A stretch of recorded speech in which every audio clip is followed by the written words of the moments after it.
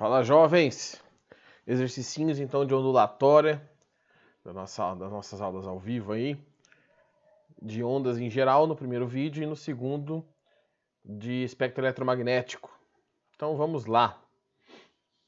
Primeiro exercício é o exercício 15.2. Um barco flutua nas águas do mar, ancorado próximo a uma praia. As ondas do mar fazem com que ele execute o movimento de sobe e desce de acordo com a figura abaixo. O intervalo de tempo gasto para ir do ponto A até o ponto B é de 2 segundos. Então a frequência do seu movimento, que é o seguinte, o comprimento de onda é a distância entre crista e crista, ou vale-vale. Então aqui a gente tem um movimento completo, que é um comprimento de onda. Do A para o B eu estou na metade do caminho. Então esse tempo que ele passou para a gente é o tempo de meio comprimento de onda, de meia oscilação. Então esse tempo, para ser o período, eu tenho que considerar o dobro. Porque 2 segundos até B, mais 2 segundos para voltar no ponto máximo, que é a crista, o ponto A. Então o período está associado ao lambda, ao comprimento de onda. E aí eu tenho que uma foto. A frequência eu quero, o período é 4, então é 1 sobre 4, 0,25 Hz. Alternativa A. Então as maiores dificuldades que vocês vão encontrar aqui nesse tipo de exercício é justamente a relação do comprimento de onda. Nem sempre a informação está no comprimento de onda. Está com metade, 1/3, 3/4, e aí você tem que fazer essa transformaçãozinha. Tá bom? Próximo exercício, 15.4. O NESP. Uma onda transporta partículas pelo meio por onde ela passa? Não. Ondas não transportam matéria. Você pode até ter oscilação da matéria, indo e vindo em torno de um determinado ponto, mas transportar, sair de um ponto e lá para outro, não. As ondas sonoras são perturbações que não podem se propagar no vácuo? Sim. Verdadeiro. Por quê? Porque ela precisa de átomo, é uma onda mecânica, o som. Quando uma onda mecânica periódica se propaga em um meio, as partículas não são transportadas pela onda. Verdadeiro. Elas oscilam em torno de um ponto, mas elas não se propagam, elas não saem de um ponto e vão até outro e lá se estabelecem. E 4, uma onda é transversal quando a sua direção de propagação é perpendicular à de vibração. Sim. Tá? Transversal, perpendicular, longitudinal na mesma direção. Então, corretas 2, 3 e 4. D de dado.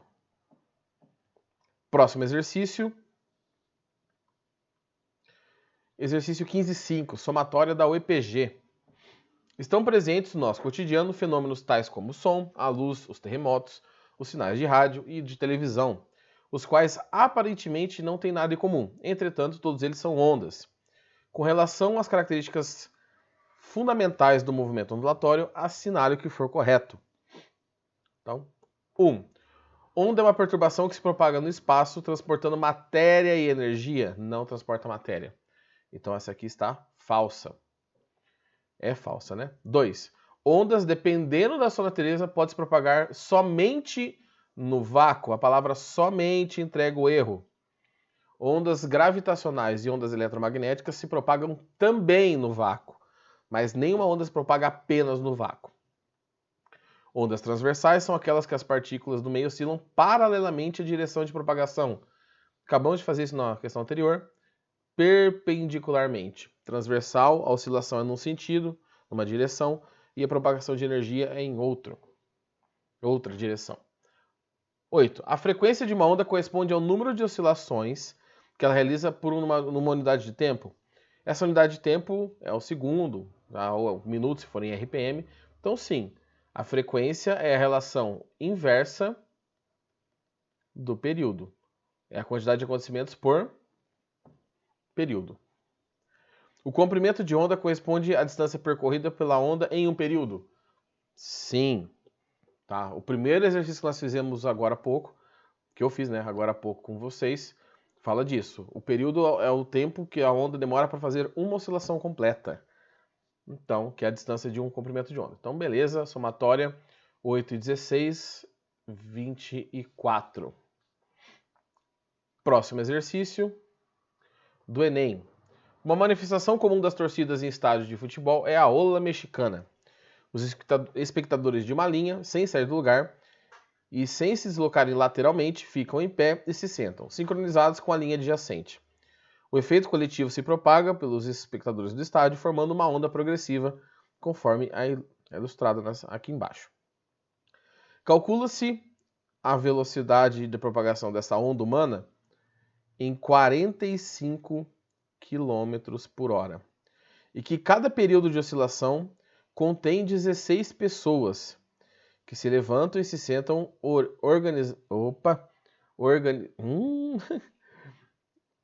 organizadamente distanciadas entre si por 80 centímetros.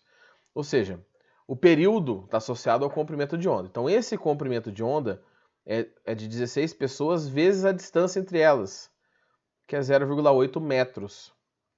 Então, o comprimento de onda, deixa eu dar uma roubadinha aqui na calculadora, 16 vezes 0,8. Então, o comprimento de onda é de 12,8 metros. A frequência dessa onda em hertz. Bom, velocidade é lambda f. O comprimento está aqui, a velocidade está aqui, mas eu tenho que transformar isso em metros por segundo, porque eu quero em hertz, então é por segundo.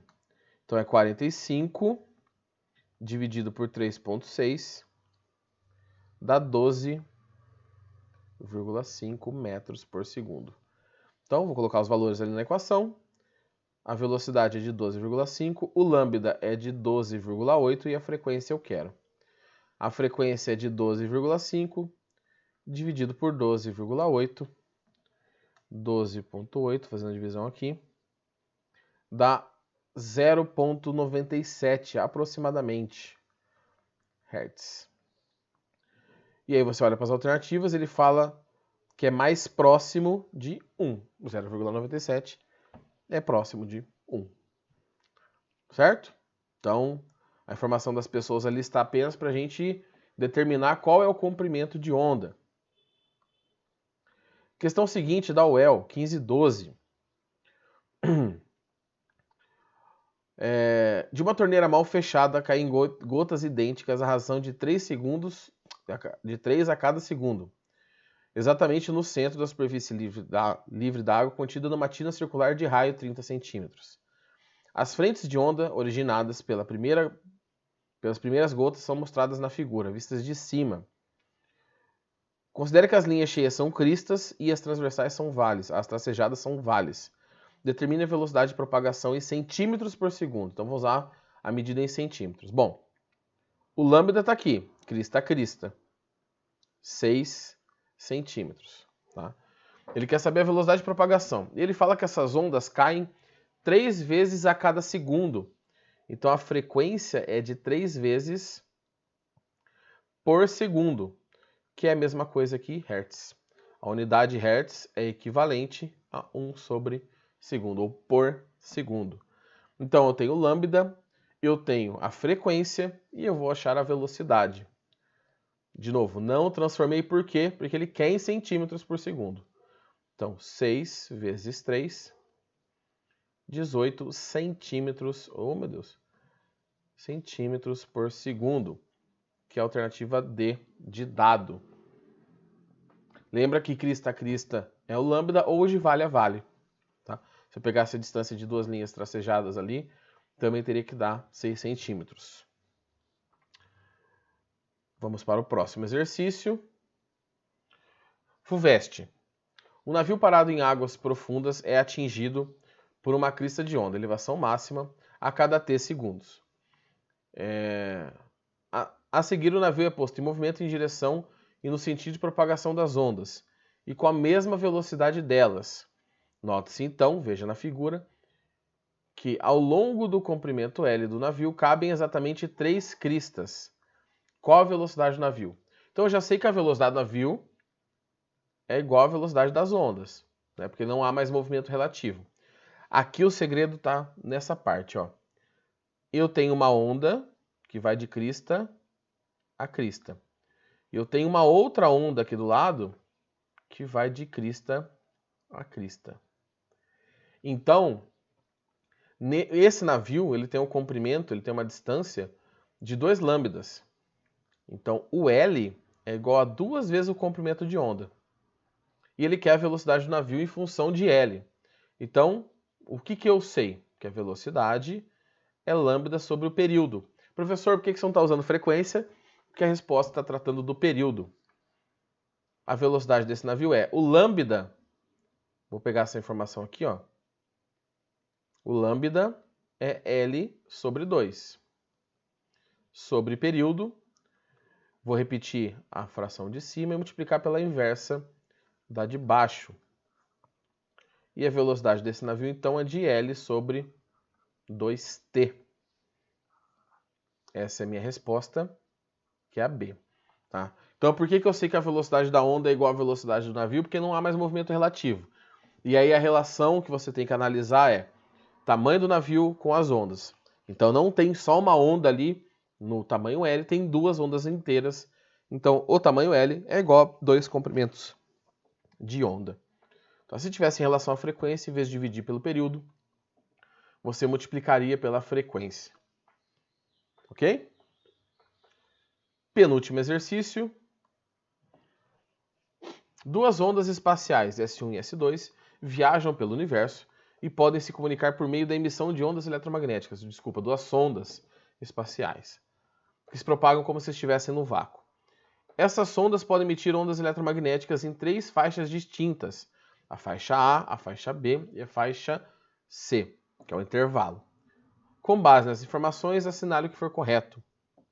Ele fala que quilo de kilohertz é 1000, mega é 1 milhão e giga é 1 bilhão, 10 a nona. 1.